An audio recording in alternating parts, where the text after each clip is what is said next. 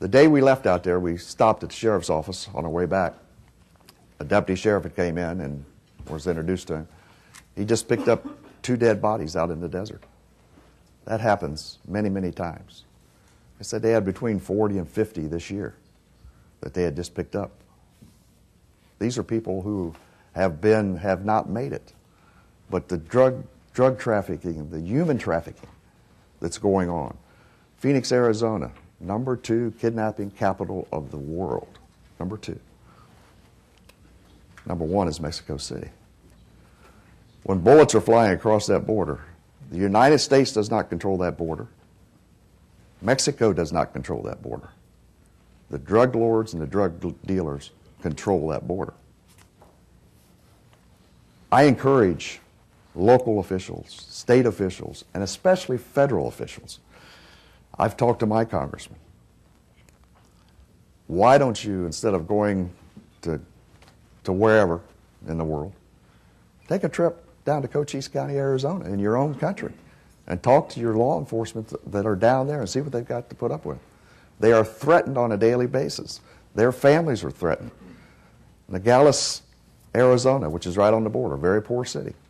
Every officer on that force was threatened and was told, if you don't slow up and stop enforcing drug trafficking and drug laws, we're going to kill you. That's the United States. Okay. Thank you, Representative Combs. We're going to come back in just a minute for some discussion, then we'll open up for questions. We just want to take a moment for our City Club announcements. Today, we're here at the City Club listening to a Friday forum featuring Representative Courtney Combs, Richard Herman, Stanley Miller, and Margaret Wong. We will return to our distinguished panel in just a moment for our traditional City Club questions. We encourage all of you to formulate questions for our panel now and remind you that we like your questions to be brief and to the point. We want to welcome everyone to this forum and especially welcome those who are guests and encourage you to join the City Club if you're not already a member. Now we want to return to our speakers and we'll have some discussion first and then we'll open it up for our traditional City Club question and answer period. For that, Carrie Miller's holding our microphone, our PR and program manager. Margaret, I think you have a question or a comment, so why don't you do that? Mr. Combs, the last I heard, you are elected by the voters of, the American voters of Southern Ohio to represent their interests. That's correct. I wonder who paid for your trip and the sheriff of the infamous Butler County, the trip down to Arizona, because what does a border state with their drugs and their farms, their ranches got to do with Ohio, which is a Midwest city, number one. Number two is, when you talk about their ranchers who have been in the family for 200 years, it's just like a wonderful restaurant in Ohio, in Cleveland, who slowly, because of the losing of the tax base in the past 30 years, losing our executives, losing our people, somehow their businesses are going down, they're having murders outside the restaurant. And in fact, we have some Chinese friends who are losing their liquor licenses that I keep calling my councilman. What's the difference between that? And why is our tax money going to people in Southern Ohio, their sheriff and one of their reps, to go to look at Arizona? Why didn't we pick Pittsburgh, Philadelphia, Detroit? These are Midwest cities. And I challenge us to do an audit on how much money we spend on that trip, if I may. You're more than welcome to do an audit on that trip. The sheriff and I personally paid for that trip out of our own funds. There was no taxpayer money put into that trip. Thank you for your honesty. It's there. And, you know, I get that a lot. It's like, well, you're doing this on the taxpayer's dollar. Why in Ohio?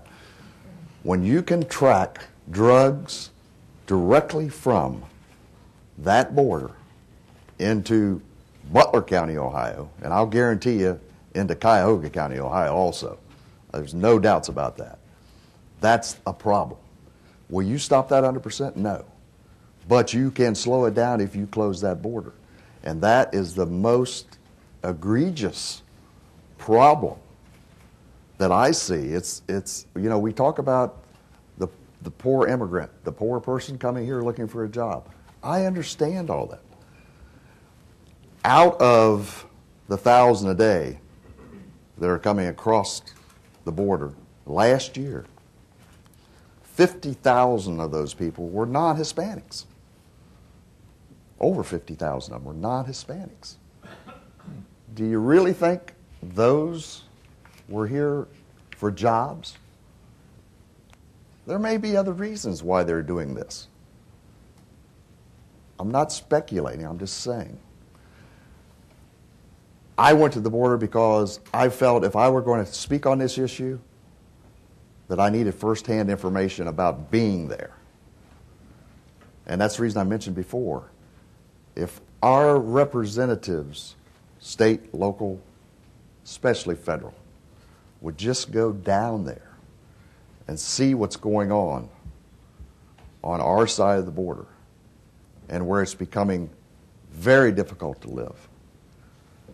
And the difference between economic conditions, closing a business, which I hate, we all will do anything we can to promote that and promote jobs and promote economic development. No problem with that. But when there is murder and human trafficking and drugs openly coming across our southern border, that, in my opinion, is a far, far bigger problem. Not that I discount a restaurant closing in Cleveland. That hurts us all, there's no doubt about it. But I don't see that as a comparison to drug trafficking, human trafficking, and what's going on when you talk to the people who live there. Let's go to a question, and then we'll come back to the panel. Gentlemen, ladies and gentlemen, I believe that there's no question that the ultimate answer to this problem is comprehensive federal legislation taking into account immigration. Now, as I recall, George W. Bush, who was the governor of Texas, had some rather liberal ideas on comprehensive legislation. What is the problem? Why don't we get it passed now? Let's see, Richard, do you want to start on that? And we'll see who else will throw that with you. You've done some work on, and Margaret, of course. I mean, I think, you know, the American people are having a tough time, I think, and a lot of this is, you know, human nature. A tough time dealing with change. You know, if you look at the history of America, you know, yeah, we're a land of immigrants. We like to use that phrase, but we also have periods of time where we express intense xenophobia and anti-immigrant attitudes. In fact, if you look at, you know, I'll give you some paraphrase of some of the congressional record, 1910. These immigrants are coming here, bringing disease, taking our jobs, not learning English, being criminals, and and ruining America. Who are they talking about? They're talking about the Italians, the Jews, the Poles, the Germans that were coming in. And who did those people become? America's greatest generation to fight World War II and build this country into an industrial power. We've always had this up and down love affair with immigration. And if you notice, I mean, the xenophobia rises when we're under tremendous economic stress or national security stress. Well, now we have both of those stressors at play at once. You know, you mentioned President Bush. I mean, in 2001, he was pushing for immigration law reform at that time to extend a law that would legalize undocumented immigrants here, which we had in place for several years prior. Immigrants would pay a $1,000 penalty, and they could be legalized through an employment sponsor or through a family sponsor. Seemed like a reasonable way to resolve part of the problem.